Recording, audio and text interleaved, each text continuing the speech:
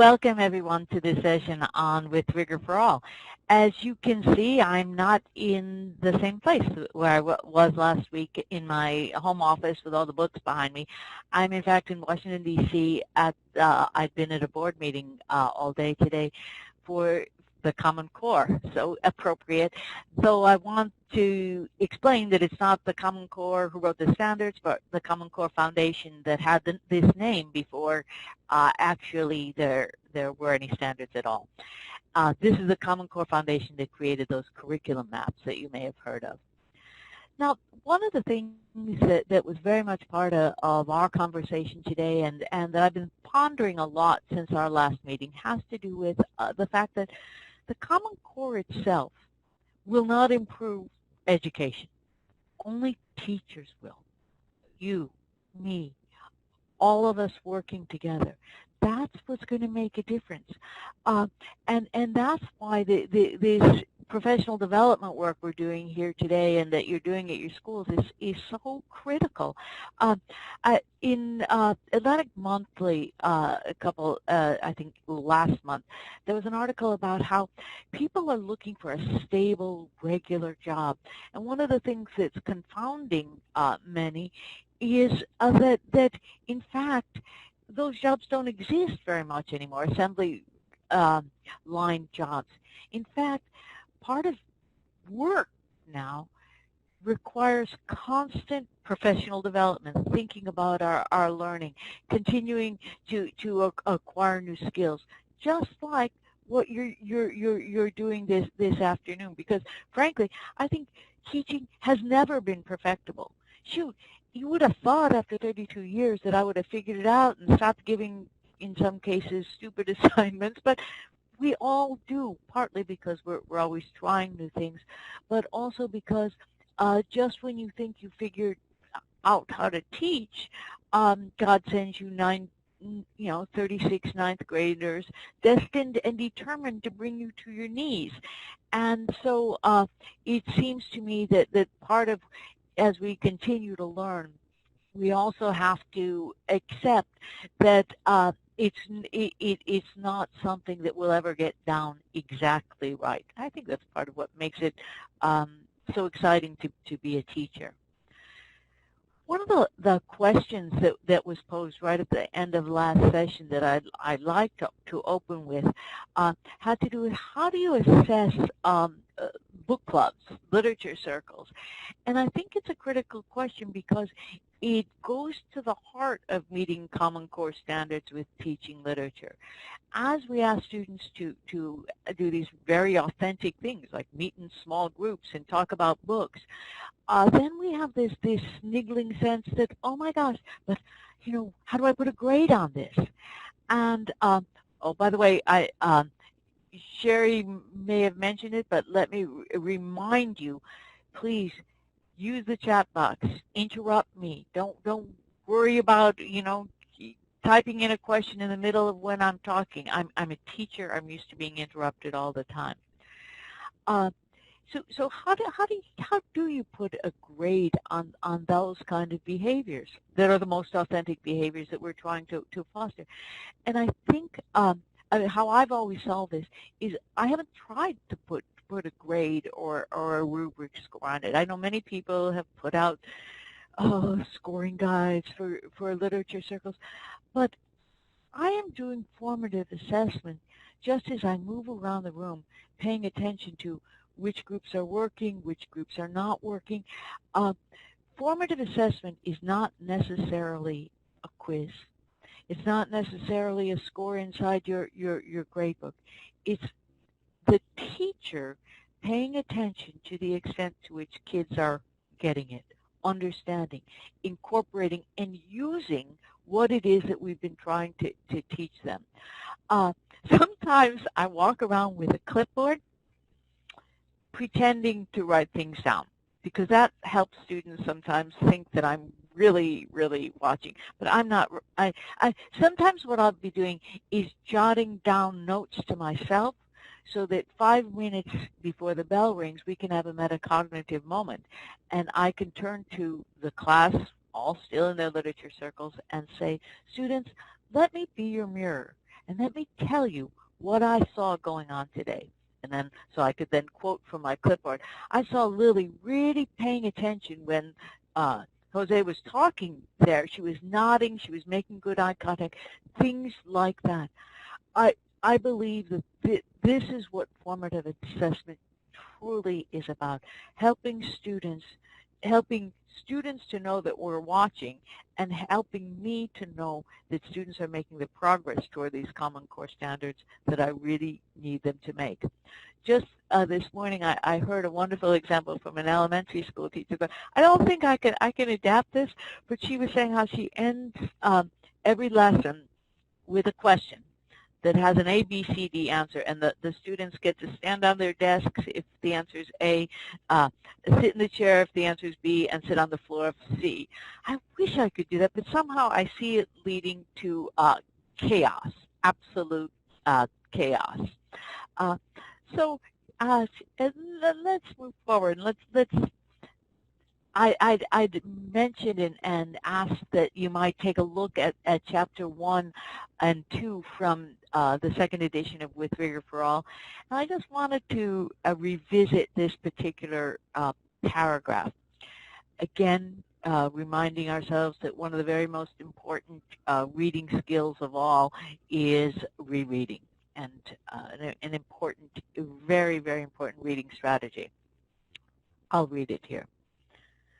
Students develop an existential maturity that allows them to behave as civilized human beings in a world where others are not, oh, there's a typo, sorry, not always so inclined. According to Gregory, existential maturity is more easily defined by what it is not than what it is. It's not self-centeredness. It's not unkindness. It's not pettiness. It's not petulance. It's not callousness to the suffering of others. It's not backbiting or violent competitiveness. It's not mean-spiritedness. It's not dogmatism or fanaticism. It's not lack of self-control. It is not the inability ever to be detached or ironic. It is not the refusal to engage in give-and-take learning from others. It is not the assumption that what we personally desire and value is what everyone else desires and values. And this is, for me, part of the argument that Marshall Gregory makes about why studying literature is so important. Could you just take a minute in the chat box and why do you think literature is so important to study in middle and high school?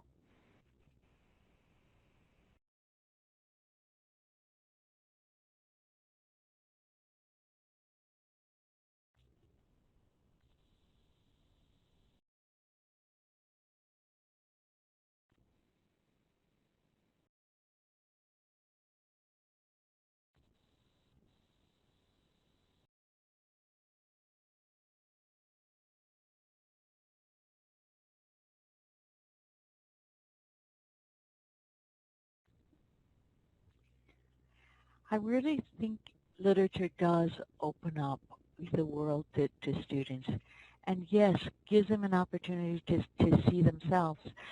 I'm currently reading The Adventures of Augie March by Saul Bellow. And it is, just Leslie, as you say, it's helping me understand the world around me. I'm reading it because it's Chicago's One City, One Book program, and I'm now living in Chicago. And just what everyone has said, a window into another world. So a window into the very streets that I'm walking, what they were like during the Depression. It helps me understand part of this city. And this, I think, is something that we as teachers of literature can never forget, that because people will try to take it away from us. They'll say, well, now, English language arts is just a skill that you use then to study other content areas. We really have a content as well, and that content is literature. And we have to be articulate enough so that we can answer the question, Miss, why are we reading this? If we don't have an answer to that question, we're going to be in trouble. We need to help students see that there is a very good reason for doing this work together.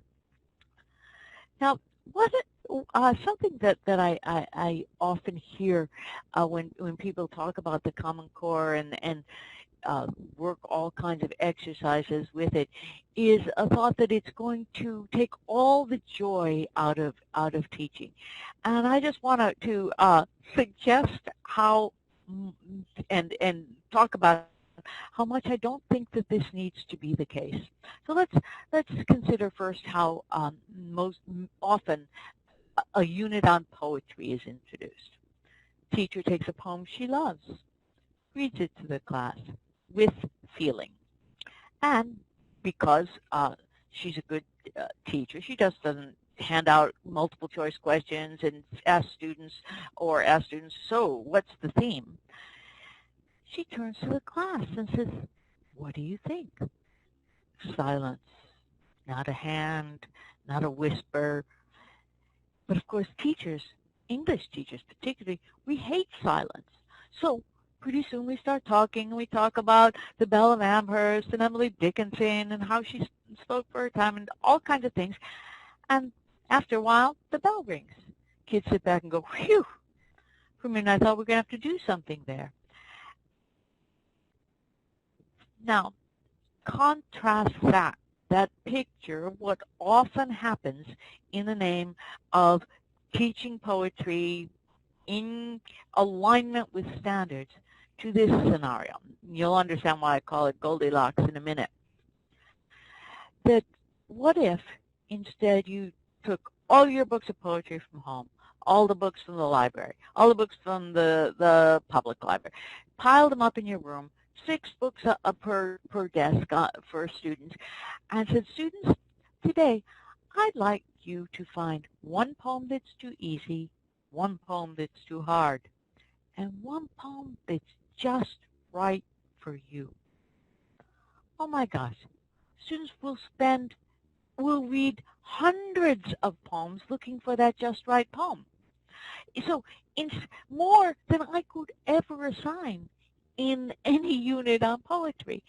And also, I have a couple of computers in my classroom because I do the yearbook. So each one of them is set up, let's say, to the Poetry Foundation or some other poem hunter site, so that students can go out and search for poems.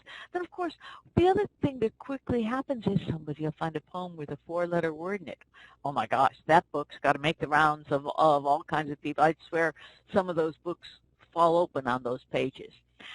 But I can't stop there, because reading, writing, listening, and speaking. So for homework, I say, okay, students, take tonight for homework, I would like you to take that just right poem and write a 1-page paper explaining why that poem is just right for you, using the poem that's too easy and too hard as your supporting evidence.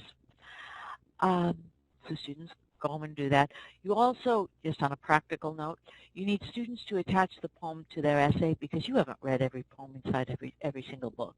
But the problem with that is, now, ultimately, I would love every student to copy out the poem, because just copying it forces a kind of slow reading, deep reading.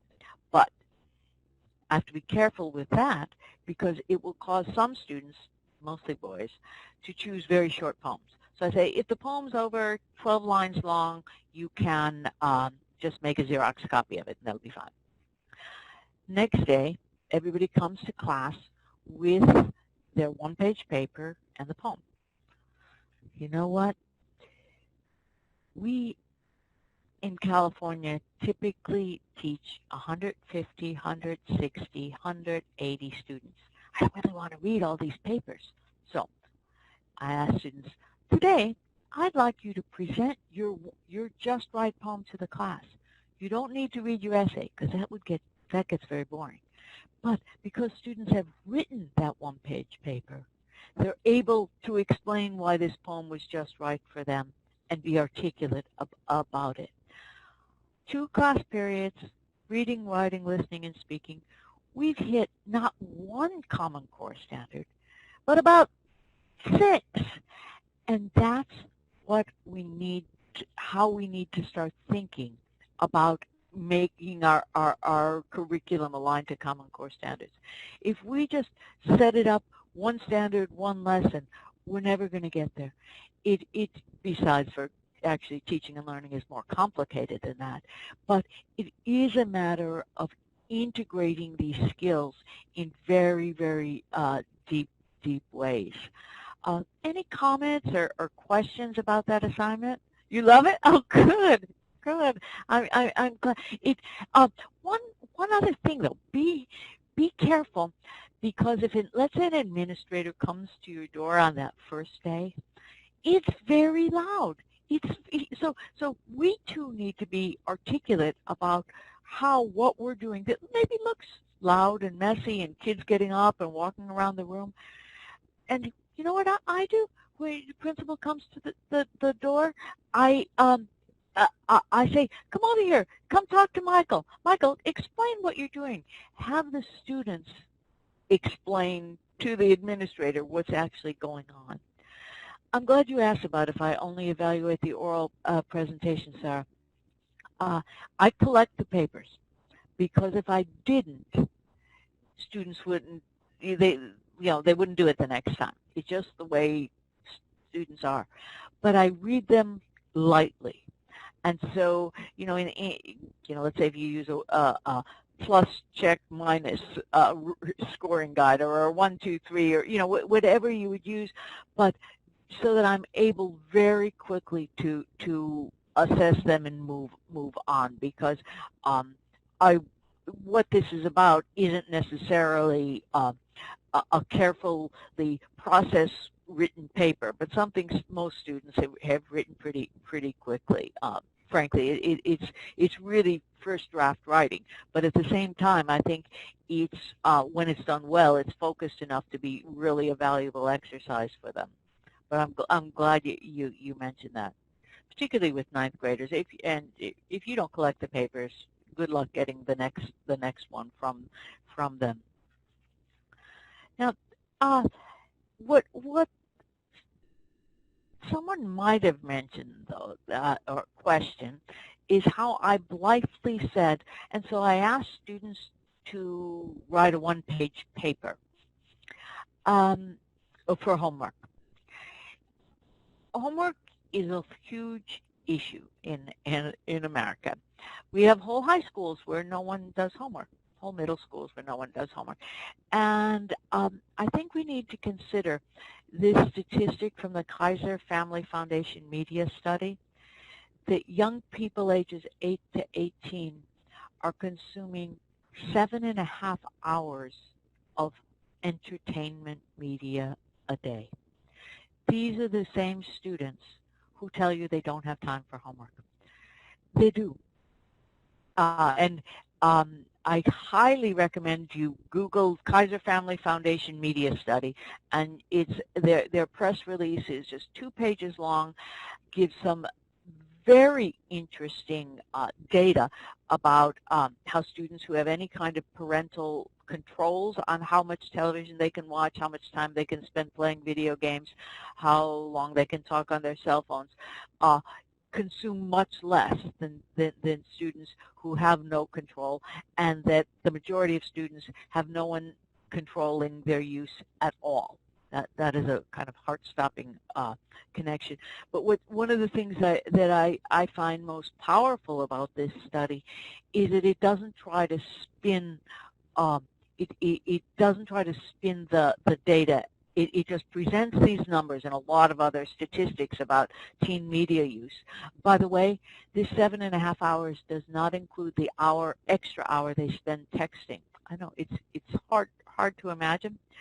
And what I've begun trying to do is to show this study to students and to ask them overnight, would you keep a record today for the next 24 hours of every minute that you spend listening to music via player, doing anything electronic, and I think one that students will be amazed, they're also using more than one, doing more than one thing at a time. So they're listening to music while they're also on Facebook or so. So actually, in total, they're consuming about over 10 hours of media a day. Uh, but I bring this up because we need to help students get a handle on their own media use and where their time is just disappearing. I know that at my school, teachers have always said, "Oh, but so many of our students, they have jobs after school, or they have heavy responsibilities for sibling care at home." I just want to say that may be true, and those students are still finding 7.5 hours to play video games and do other things. So we need to come at this issue of where are students going to find time to write that one-page paper for their Goldilocks assignment? Where are they going to find time? Yes, last week someone asked about how much reading would you assign, and I responded, 20 minutes to 30 minutes a night. That's what we need to put to our students, to say, okay, you've charted how and what times and how many minutes you're spending consuming entertainment media. I need 30 of those minutes every night. And how are you going to find them?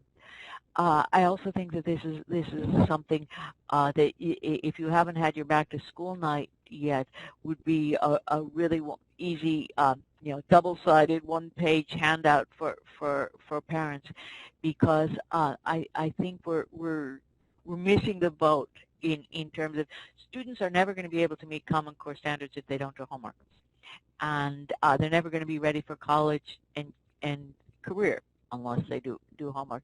And all of these things are just critically important. Any questions or thoughts about this issue of media use and homework? Anybody have any secrets for how do you get students to do homework? Because I sure would love to hear them. It's never easy. It's never an easy thing. There's been a lot of homework's been in the news, curiously, and one of the things that I think I agreed with a lot of the commentary had to do with it shouldn't be busy work. That busy work just gets copied, and that copying it's one of the things that I learned from sending a son to my own school, is to watch the extent to which anything that was just here are a list of questions and write the answers to these questions. That many students just copy them from one another. And if I go to the heart of what do I really want from my students in terms of reading literature, is meaningful reading and writing. And if they did that, anything else of answering questions, I think that I could handle in class. Now, another aspect of teens and media use has to do with the fact that many of our students believe that they are excellent multitaskers. Well, the truth of the matter is that the American Psychological Society has actually last year released a study indicating that students only think they're good multitaskers. In fact, they're doing everything poorly. Let me just go back to Leslie's point about doing homework a percentage of your grade. You put your finger on something that the whole of the Los Angeles Unified School District is having a small seizure over, which is because I think that makes perfect sense. You can't do the work of this class unless you're doing your homework. And then what LA found was that there were students that they were getting all their credit for their homework grading, but because they were making it up and then actually not performing well on tests. I think that's probably an extreme example, but I think that students need to see that the reading can't all be accomplished inside of class time, and two, that that our whole purpose is to make students independent readers. And so if they only do the work under our eagle eyes, we haven't really achieved what we needed for them to accomplish. Which brings me to this point about multitaskers, because curiously, as much as I'm a total believer in that we need more technology in our schools and more easy access to technology for students, uh, our classrooms may be one of the few places where students are actually unplugged. I mean, just ride a bus someday with a bunch of young people, and they're all plugged into their phones. They're looking at their phone. They're plugged into headsets. And last year, there was an article in ASCD Journal that was I think it was a research study by a middle school teacher doing her dissertation on actually her own students.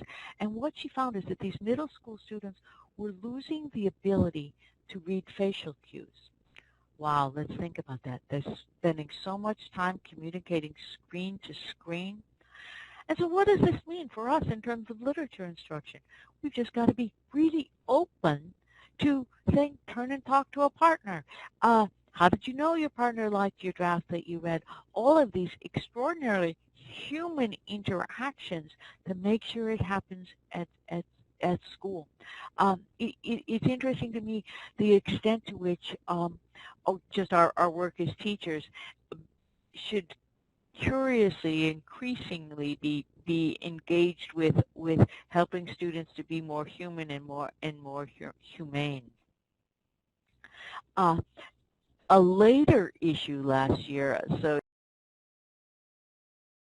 in February of ASCD had a whole collection of articles about the theme was teaching screenagers, and was full of a lot of essays about really good use of technology in the classroom. But there was one, kind of in the interest of being fair and balanced, there was one article by Mark Barline, who is a friend of mine. He's also a professor at Emory University, and he took a different stance, and he talked about how academic reading and writing requires not that multitasking that technology seems to encourage, but rather single tasking, an unbroken and unbothered focus. Students need to downshift, and I love that metaphor of downshifting, to go slower with more power in order to do this work.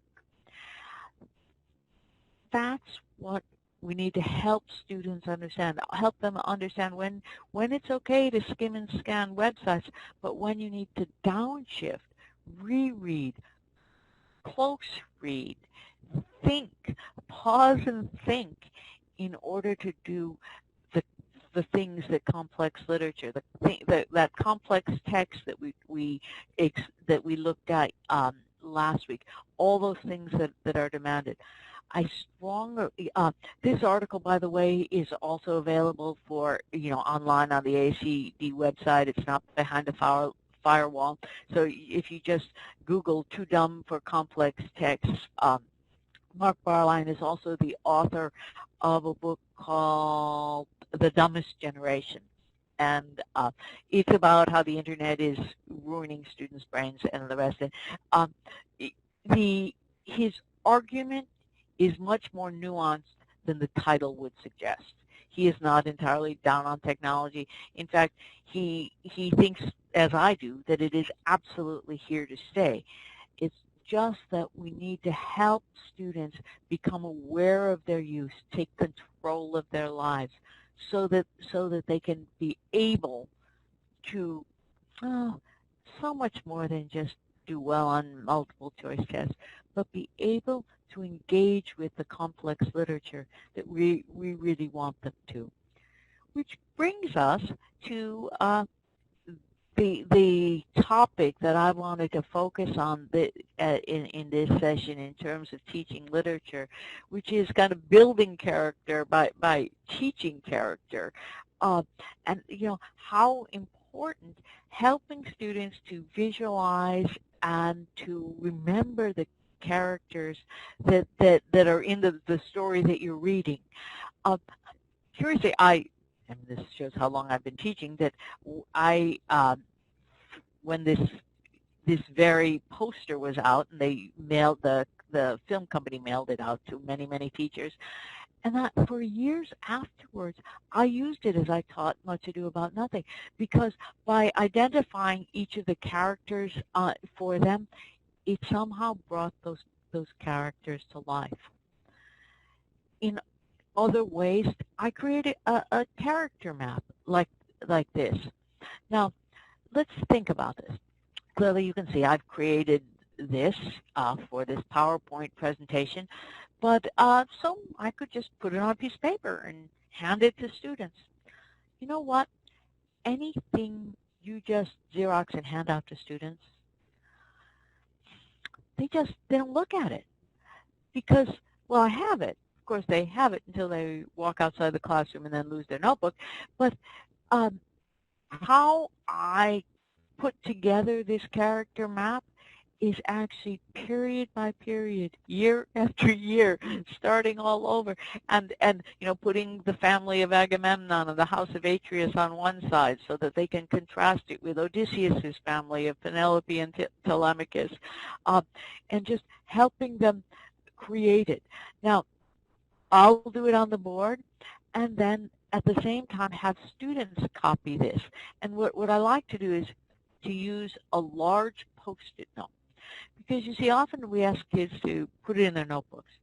But when students then are going home to read the book, they may or may not have that notebook with them. And so on a large Post-it note, they can put it right inside the front cover of their textbook.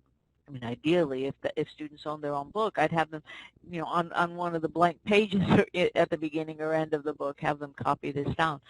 We need them to have these helps, these aids to understanding at point of use. Where are you really going to need them? Any questions about that? About this kind of use of a graphic organizer, a visual image?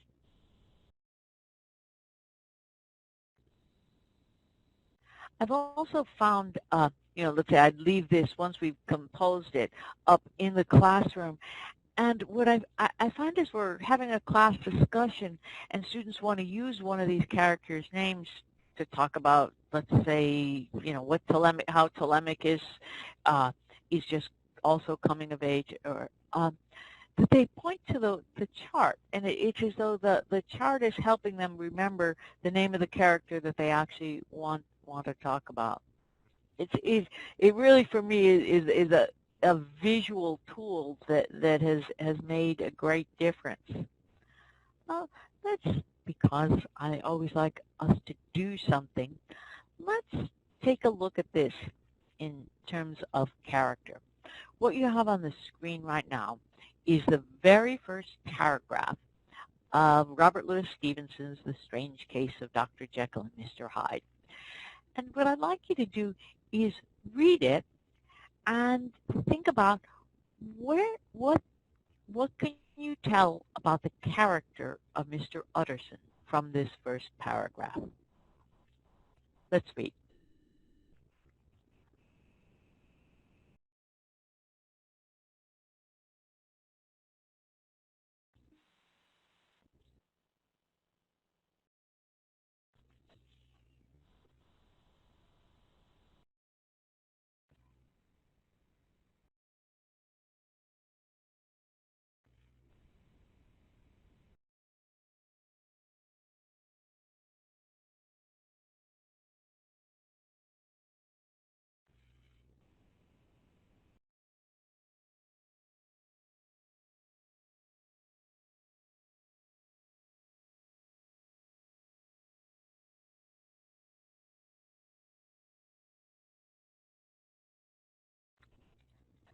And could you type into the chat box, what are some character traits that Mr. Utterson demonstrates?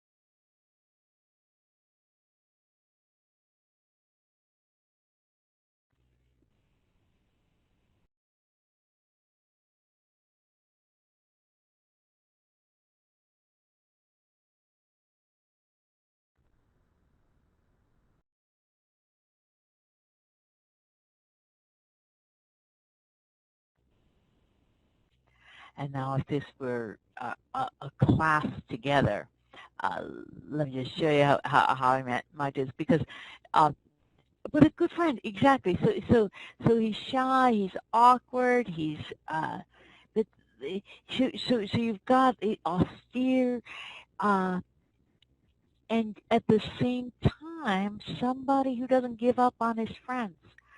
Now, uh, you know, if we were in a group of students, I'd have you draw this open mind, and to have put those features that the characteristics that you wrote into the chat box into this open mind, and then we'd compile them together.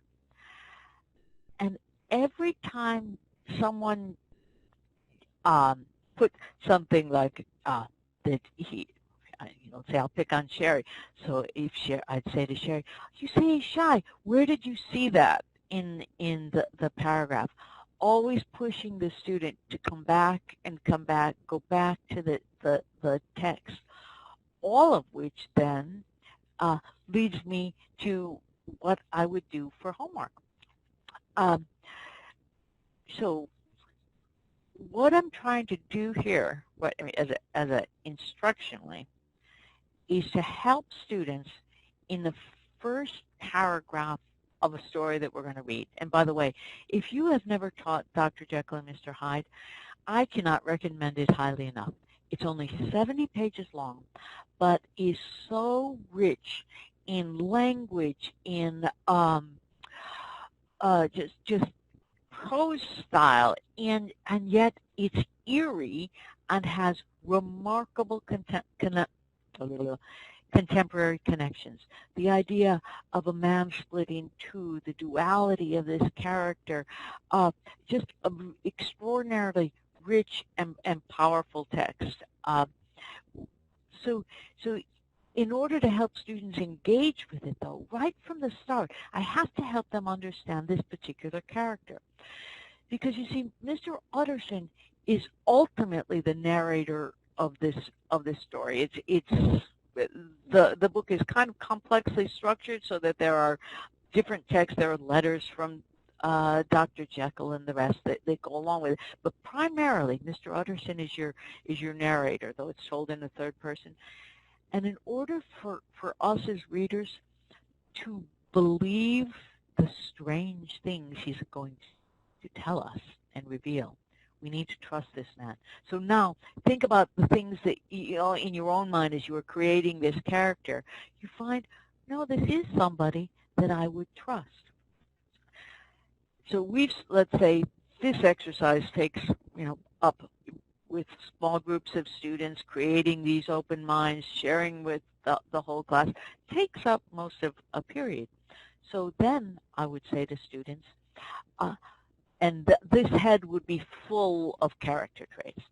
And I say, students, choose one of these traits, and I'd give each one of them a small Post-it note, and say, write that trait on the Post-it note. Everybody can do it.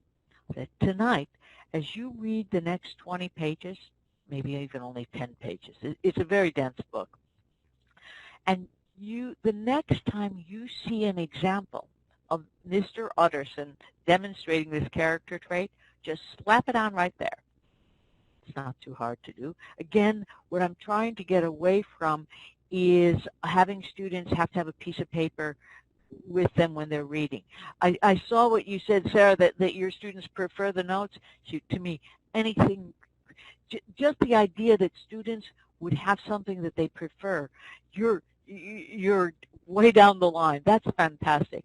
I'm always concerned about things that get in the way of students doing what I want them to do.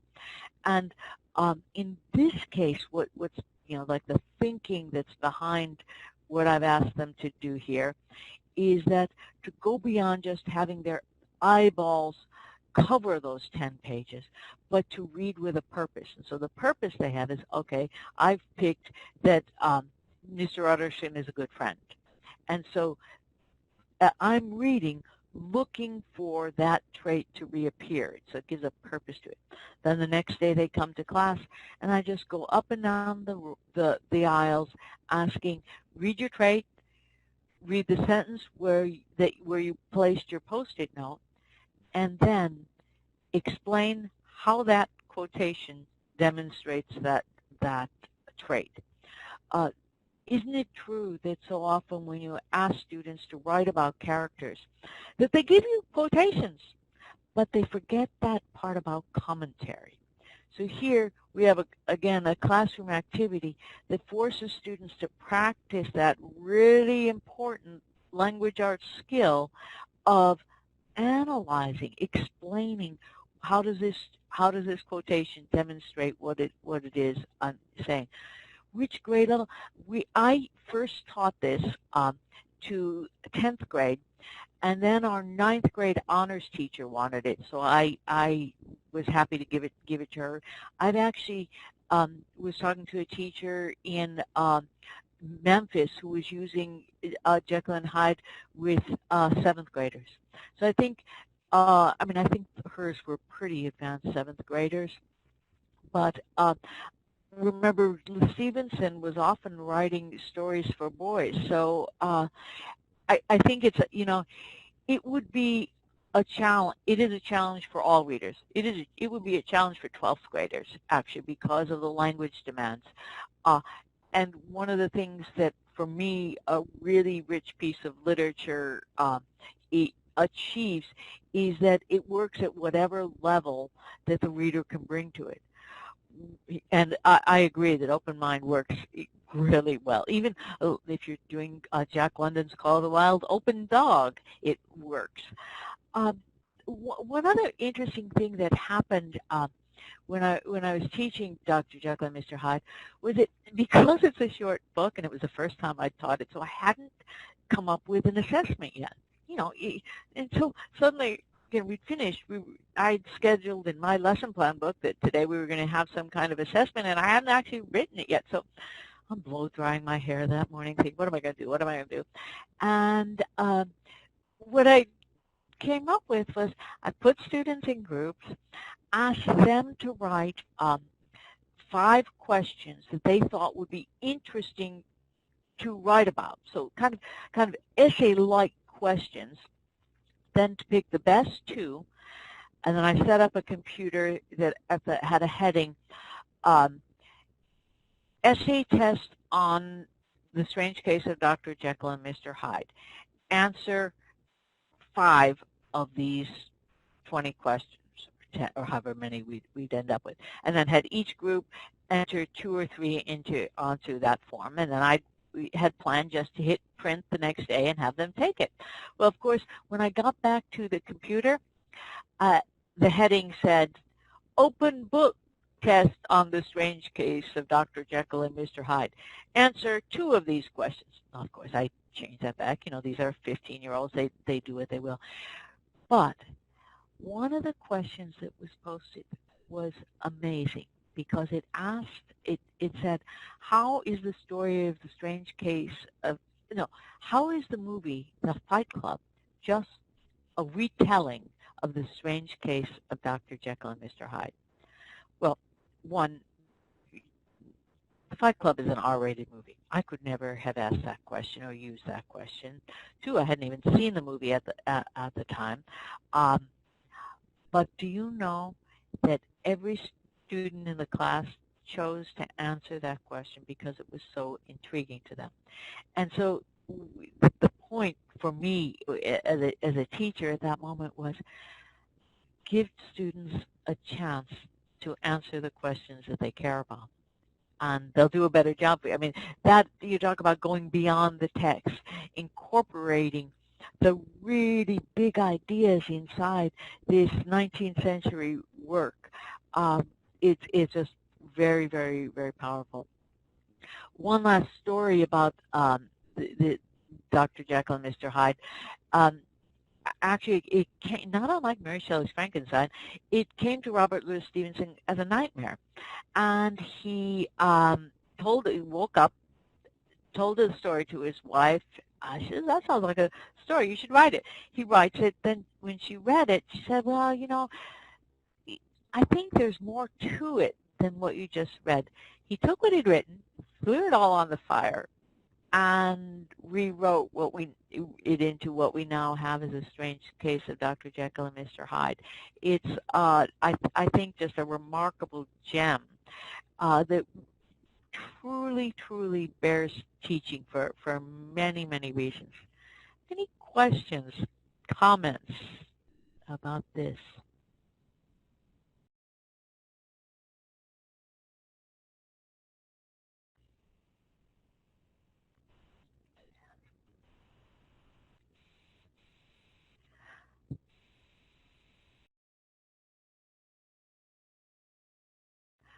Is I just think we need to have, instead of putting the onus on ourselves, or let's say going online to read, write, think, and coming up with a test, to it helps students take responsibility for their own learning.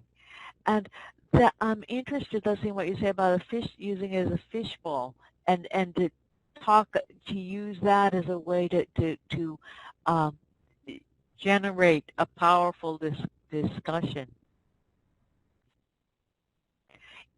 Kids' questions are more important than our own questions, and ultimately that's what we want.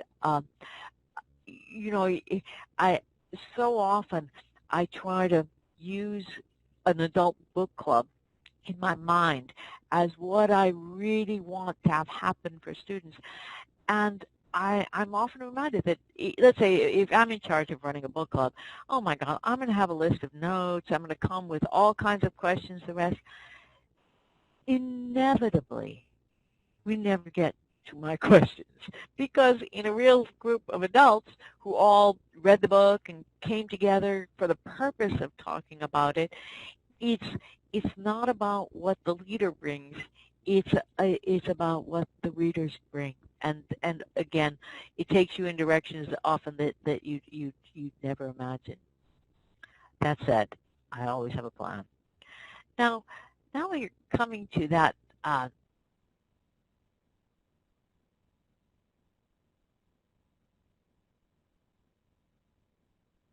This is a hot seat activity, and these are 10th graders. So let's go ahead and take a look. Oh, I'll just wait until everybody's signed up. And again, please ask questions, type in and anything that you want to know about this. I'm happy to show you.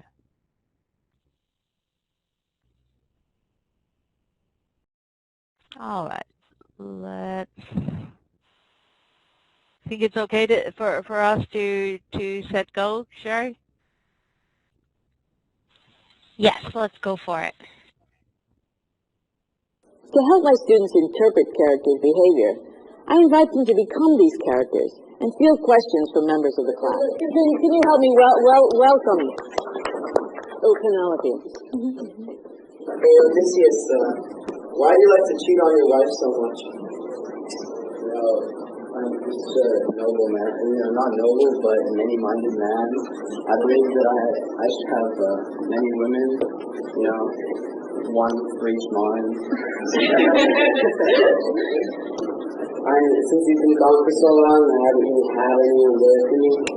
But I know that it's not really his fault because of the gods and everyone who doesn't mess with his return home. So I'm not angry really much at him, but at whoever's responsible for him being late. Leviticus, after visiting the great kings, what's your opinion on your father? What are your thoughts and feelings about him? I'm torn about him because, well, a lot of people say he's a great person, and a lot of people have bad things to say about him, so, and inside I have no idea how he really is. I don't really know too much about him, so I haven't really formulated an opinion about him. Well, you've heard stories? Yeah, well, I don't want to base my opinion too much on the story since I've never really met him. What a sound-minded young man. Who has a question for Athene? Who'd like to ask the goddess? How do you feel towards Poseidon? Because you're from the business with Poseidon. kind of a vendetta, I guess, but sorry to raise your uncle. I can't really be angry at my uncle. I know that he has his reasons for disliking Odysseus, so I just have to accept him and do the best that I can to help Odysseus make it. You love Penelope? I love her because she has power, and if I can get to her, then I can get to power. But she's a good woman, and she's pretty young. Do you think she can ever love you? No, I don't think she can ever love me, but that doesn't really matter to me. I was just going more 16 and I want to go in the king of Ithaca. Since everybody already knows that you're very childish and boyish, why not change now and start acting a little more your age? Well, I think I have been acting a little bit more my age, but going out on that quest to find out about my father and everything, I think that's really made me more mature and grown up. So. All right, let's give them a hand, and thank you to all, including Akin, and thank you. Good job. I want us to think about what we just did for a minute. Alana, as you were sitting there, kind of channeling Nausicaa, how did that help you think about the story? It helped me kind of see that part of the story from her perspective and understand, because I had understanding and answer questions, I did understand better, and I could, imagine different feelings and, thoughts that went through her head. Diego, you really had a lot of things to say about Telemachus here. What did it feel like to be Telemachus? I don't know, just a lot of people kept asking about Odysseus and stuff, so I just had to kind of think about because it hadn't really talked about what Odysseus was looking for him, so I just had to think about what I think he thinks about it. So I just had to concentrate.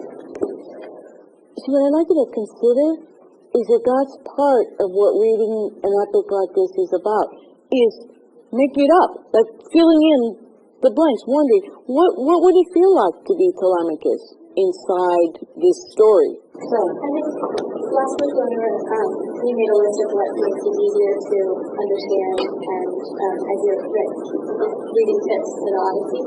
And as I was standing up there, I wasn't asked too many questions, but just as other people were getting asked questions, since we were forced to step into the character and their mindset, and other people were getting asked questions, I tried to think of how my character's relationship, what effects it had in it. As you're trying to make up things to answer the questions, you remember parts of the story that creates the question. So it's kind of easy to say all the small facts. Sebastian, do you think that this is going to in any way help you do tonight's reading of Book 11? Everybody heard that? Tonight you're going to read Book 11? Yeah, a little, because now I understand more how the characters build and support other characters and how they feel in it. Ultimately, the point is to make you better able tonight to pick up your copy of the Odyssey and to read Book 11 and to have these characters live for you. What helped us most with the reading that Ms. Jago did was Lily took a lot of notes in the beginning before we even started reading the book. We took a lot of notes on what an epic hero was and all the stuff that makes him an epic hero. And she told us the story before we even read the book, really. So we knew the different houses, since there was the house of Atreus and things like that. So we knew that before we were starting the book. So it wasn't as confusing as it would be if we just dived into it by ourselves.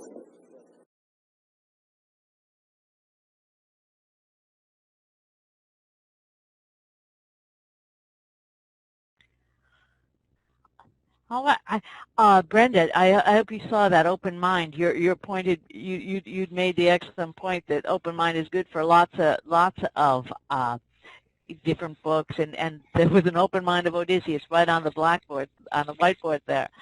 Any questions about what you saw? Carol, we just had yes. Carol, Yes. can you hear me? We had a couple people who couldn't view the Yes. video. Can you just give a quick summary of what we were watching, those of us who saw the video? Thanks. Absolutely. What the video showed was an activity that I call hot seat. I didn't make that up. But where I ask students to become characters from a book that, let's say, we're halfway through. This isn't something you do at the beginning of a novel or a text that you're reading. And each student then has a name tag. And curiously, name tags are really important in this. Let's say Odysseus, Telemachus, Athene, because it helps them, take on that persona. And then what I've done is have the rest of the class create questions. Imagine that you could actually talk to Odysseus, Athene, Penelope, and ask them questions. And they don't need to be questions that can be answered in the book. They can be questions that you actually are outside of the book. And what's great about that is that it pushes the students portraying those characters to think like that character. So it's much more than just locate and recall.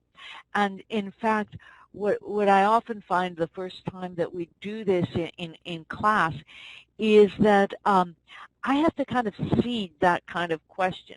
The kind of question that doesn't have a right or wrong answer. But once students get the hang of it, they're not even paying attention to the questions that I had them prepare beforehand, but are very quick to say, asking questions about, so Odysseus, why did you cheat on your wife so much? It's a great question about the students volunteer. Typically, I know who's been keeping up with the reading, and I know who'll do this well. So for the first round, I'll just say, so-and-so, you be Odysseus, you be the other characters. But as soon, I'll only let that run, not much longer than you saw here, let's say about 4 or 5 minutes. And then I'll say, okay, who wants to be Odysseus now? And oh my gosh, I have to fight students off typically in order to do that, which then, as Erin, you suggested, allows me to rotate through students so everybody gets a chance up in front. And again, there's something about those the name tags. I just keep all of the name tags when I go to conferences so that I can use them for as like they hand off the name tag. That in itself, curiously, seems to help them. A little bit green. Seems to help them put on that hat, put on those clothes of the character. Sometimes. When I did this with middle school students, I'd often find that I'd have to take about 20 minutes actually to have expert groups first. So I'd do it this way. I'd make a group of Odysseus's, make a group of Athene's, make a group of Telemachus's, make a group of Penelope's, have them talk about the character, and then I would choose the characters from those expert groups, just kind of to bring everybody really to be thinking like that character. It's an extra step that with high school students I felt it made it too lengthy, but might help with, I did find helped with younger students. Any other questions about making this work? Again, when you talk about, well, how is this Common Core aligned? I think one answer is the one that I gave to students at the end of the video clip, was that the purpose here is to help you do tonight's reading, to help you internalize these characters, to think, to animate these characters so that they live on the page. That's how we help students access complex text. And we spent a lot of time last week talking about what are the features of complex text. And one of those features is that it's always going to be challenging for students. So then we need to take class time like this that might to the naive observer seem like, awful lot of playing around going on here, but actually is extraordinarily powerful and important for helping students be successful with that next book of the homework. Leslie, when you talk about having props or hats for each character, I think these small things, props is a good word for them, really help students take on the work. Now, if many of you are not able to watch the video, let's just skip this next one, because as always I have lots of material here.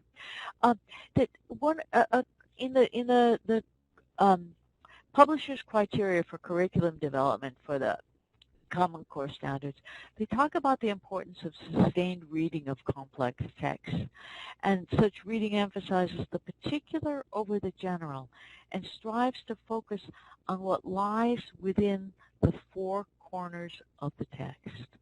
So let's think about what that means.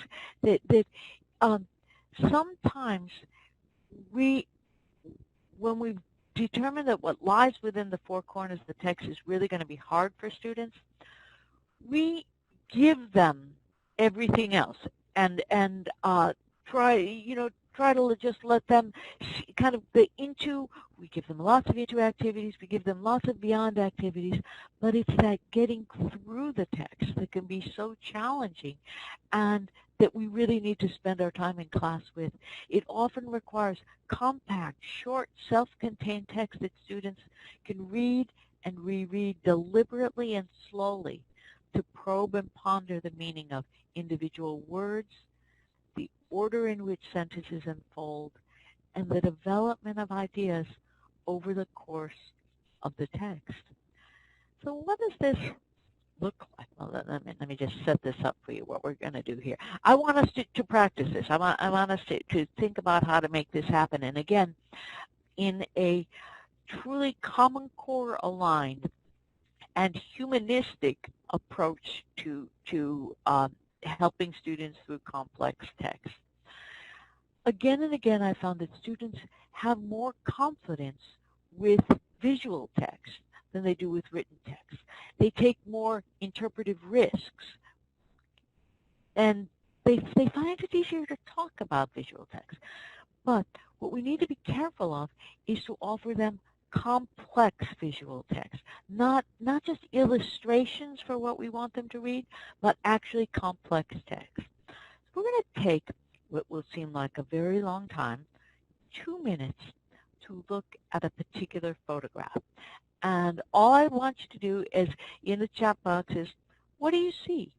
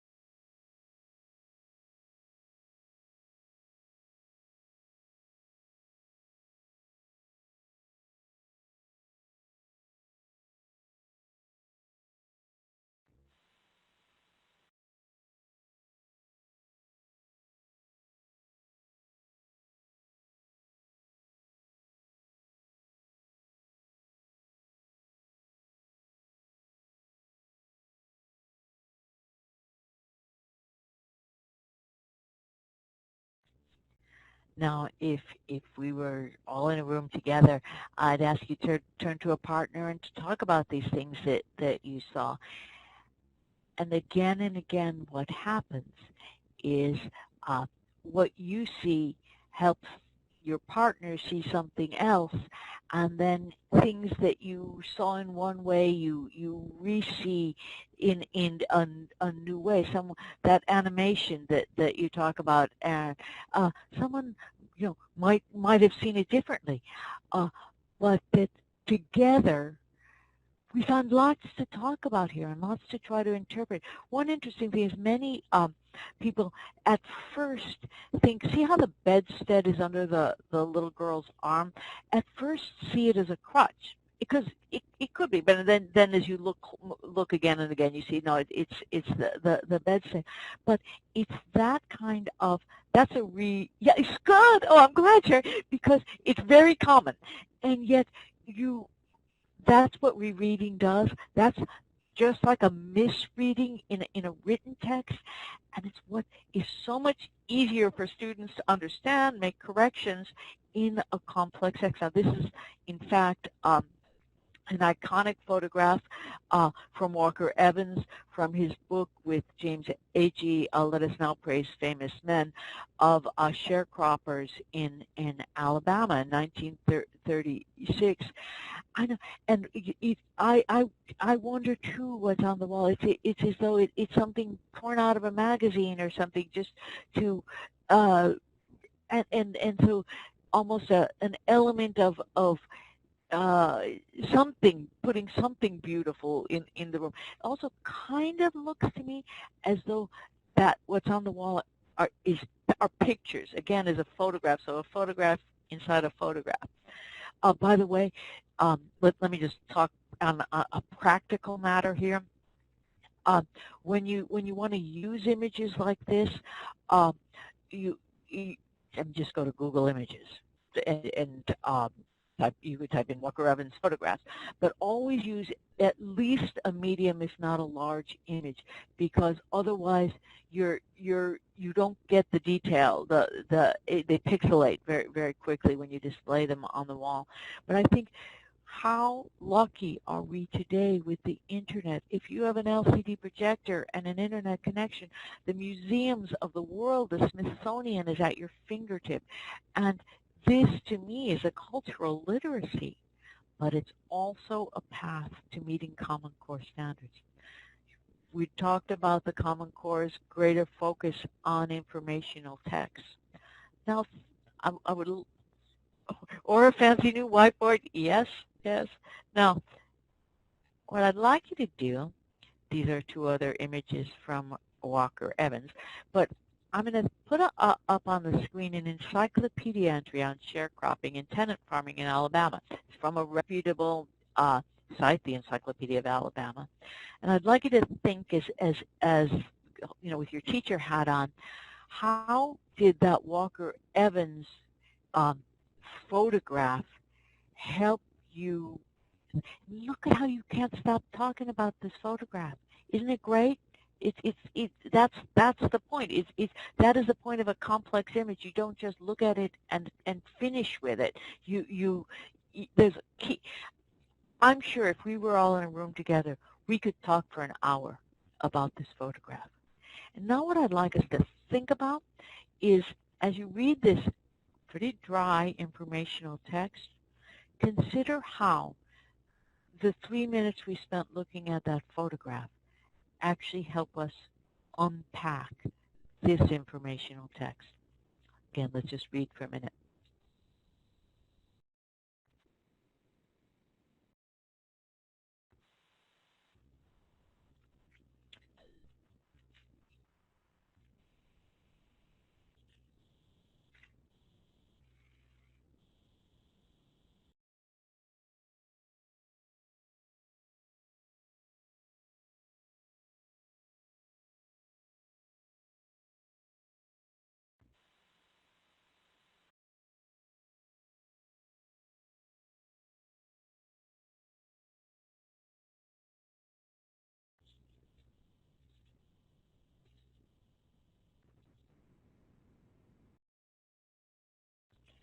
In the chat box, could you know what do you notice about this informational text? What did it feel like to read this?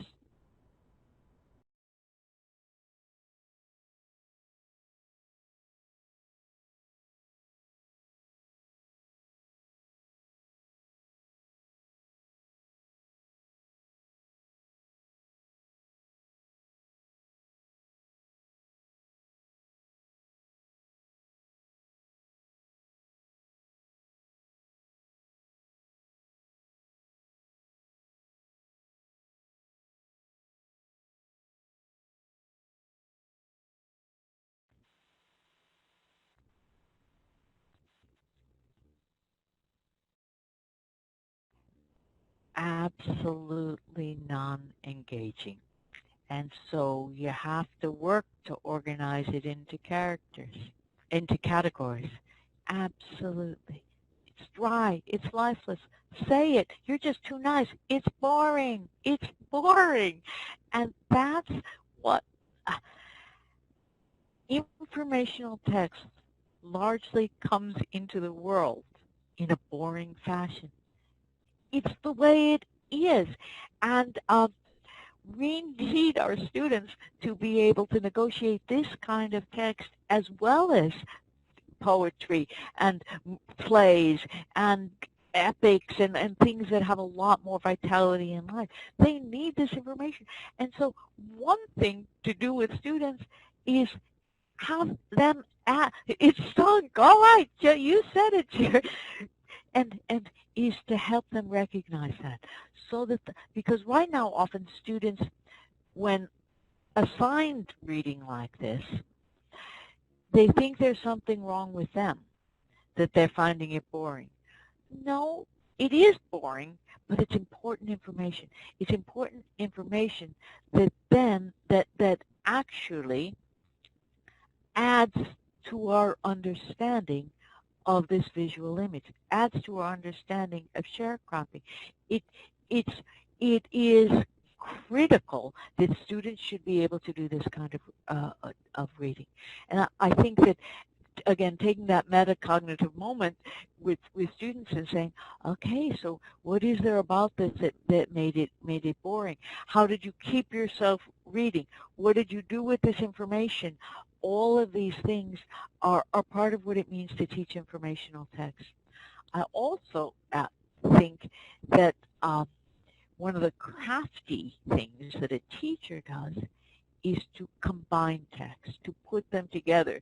And so I want to show you another literary text, actually the companion, a passage from Let Us Now Praise Famous Men by James Agee, that is so complex that if you had only assigned this for homework without that information that's from the encyclopedia, without the Walker Evans photograph, I don't think students would know what to do with this, but it is so beautiful.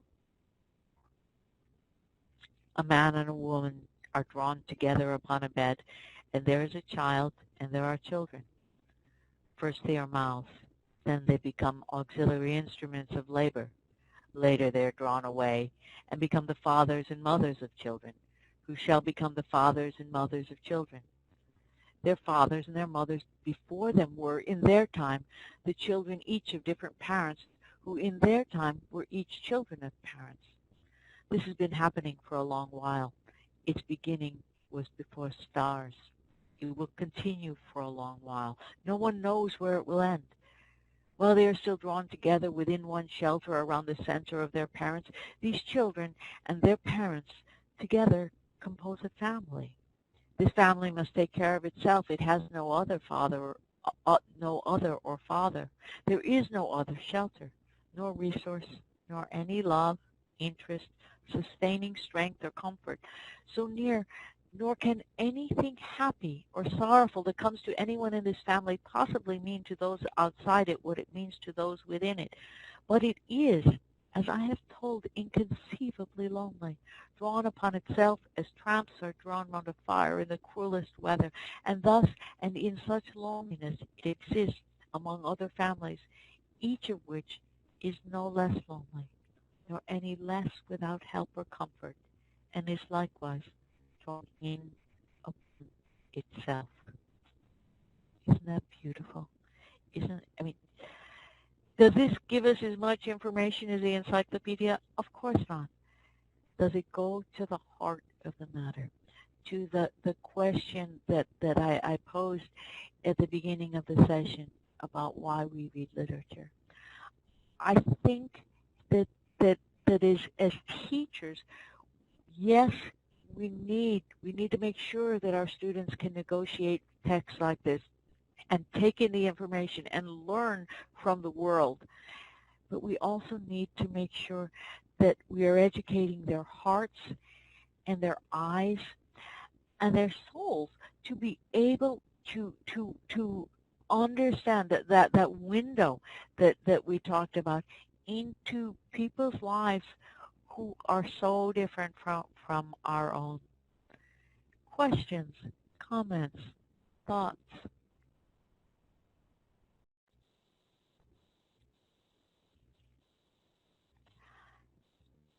I don't know about you, but I certainly wouldn't want to have to answer multiple choice questions about this passage from Now Let Us Praise Famous Men.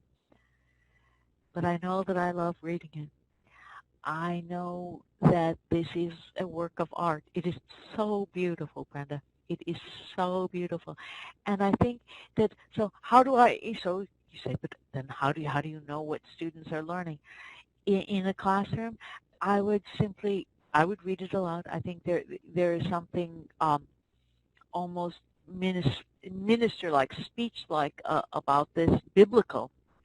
And then I would ask students to write for 3 or 4 minutes, the stream of consciousness, then turn and talk to a partner about, not necessarily read what they've written, but about choose a passage that struck them for its beauty, and then open that up to classroom discussion. We need to have that kind of a structure to know what to do with pieces quite this complex. Earlier we talked about, so what grade level might you use Jekyll and Hyde? The same question might come up with this, and it might fit within an American literature curriculum for other reasons.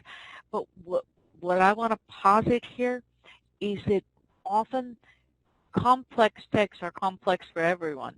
So whether they're 6th grade, this text would be complex for a 6th grader, an 8th grader, a 10th grader, and for us, and that it would be worthy of our exploration and our experience. If you haven't ever read this book, it is, again, heart-stoppingly beautiful. Now, I want to talk about one other, and by the way, people, this is a great time to slip in questions, larger questions, if you have them.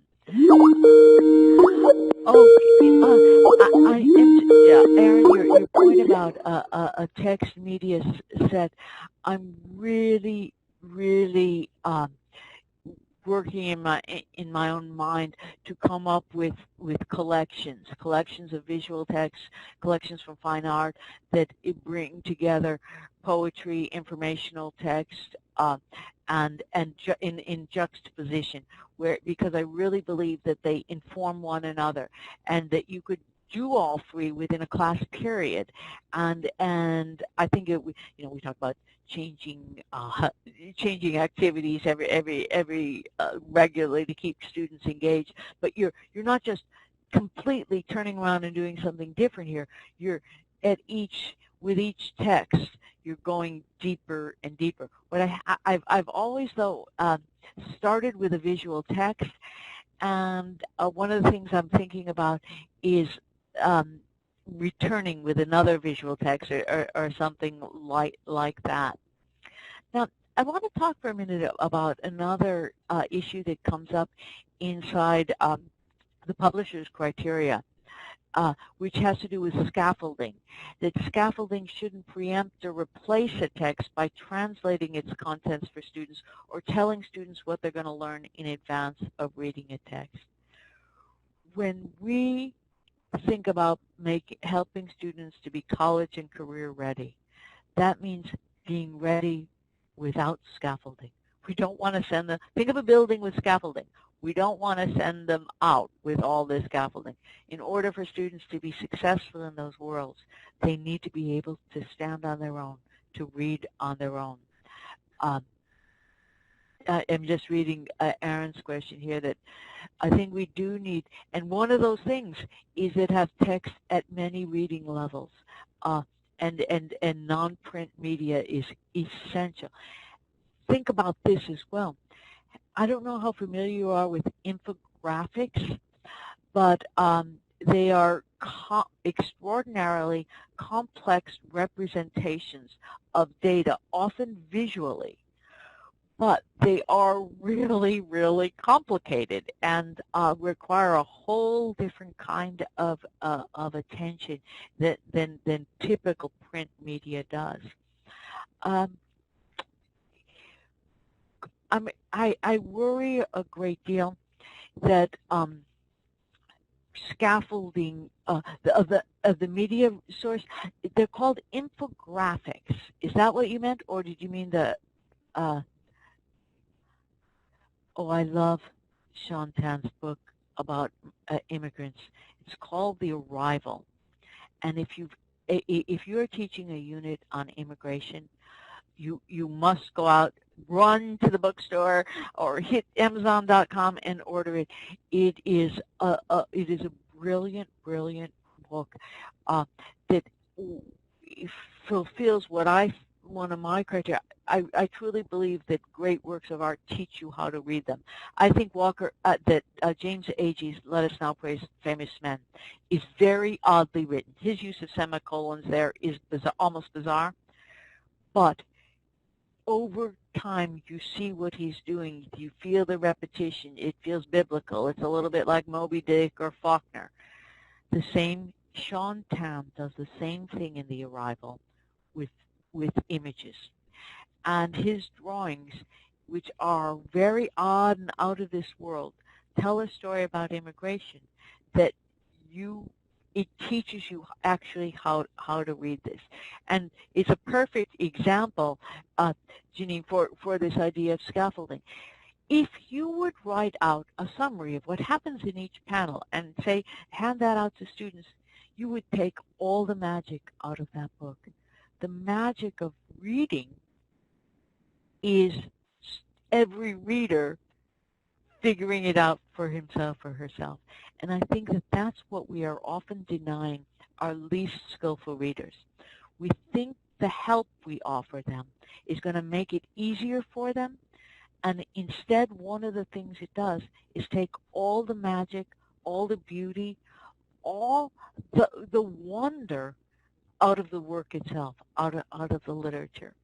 So I'm not saying we don't need to offer help and offer scaffolding, but we also need to let that scaffolding come off over time. In terms of again, how we can help students do this in terms of text, and particularly nonfiction text, we need to start teaching rhetoric and helping students understand, so who was the audience for Charles Dickens? Who was the audience for Walker Evans and James Agee's piece, Let Us Now Praise Famous Men? That book was written as part of a WPA project. And so their audience was, on one hand, the government that was paying their stipends as very young men to go out there for 6 weeks and talk to sharecroppers. Their audience was also a larger world. To know about the authors and their relationship and all of these things, the context of which was the aftermath of the Great Depression. We can teach this. We don't need to wait till 11 AP to teach students about this. We can begin teaching them with simplified language much, much sooner. The other issue from these criteria that I wanted to talk about has to do with the questions we ask students should be text dependent. Too often we depart too quickly from the text, or we make it only personal. And I think that sometimes by doing so, we you know, let's say you again using the example of Let Us Now Praise Famous Men, and does this remind you of your grandma? That's not a good question. That's too personal. Instead, helping students ask questions for themselves about the text themselves. Now, as we come to the end of this session, any questions? Any questions? And don't worry that we're running out of time, because I can take your questions and think about them and get back to you next week.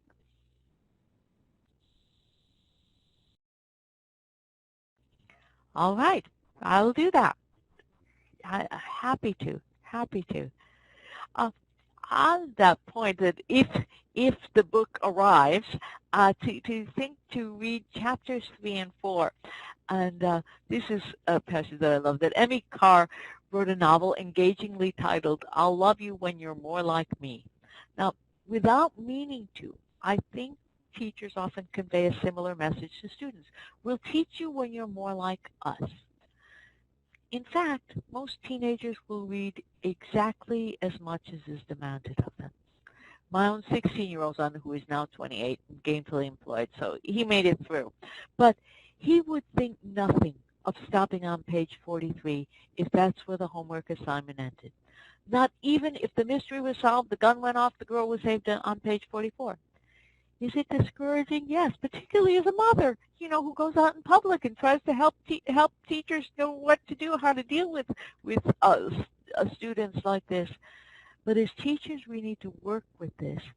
And what it says to me is, I better assign to page 44. I can expect more of students, and figure out creative ways to hold their toes to the fire, to make sure that they don't feel that what I'm asking them to do is busy work.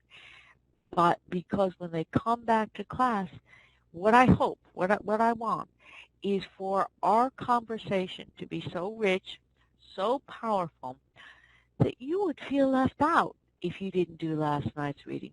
You'd kind of feel cheated. You'd feel, and that I'd say to you, instead of, I'm going to take off 10 points, to say, oh, I'm so sorry you weren't able to contribute today. I'm so sorry. I hope you can catch up tonight. Think about how that's a different dynamic, and how ultimately what we so want for our students are to have them choose to read, have them choose to pick up a book, have them know that sometimes in their darkest hour, it's really a book, a poem that will be there to help them figure out what it means to be human, what it means to be, as those tenant farmers, seemingly without resource, apart from one another. I hope this has been a valuable experience for you. I look forward to next week, as next Monday we'll be here together. And Sarah, let me work on that, and I'll think about other ways to help with the nuts and bolts of putting together a program. Thank you all. Have a great week, and maybe try out some of these things.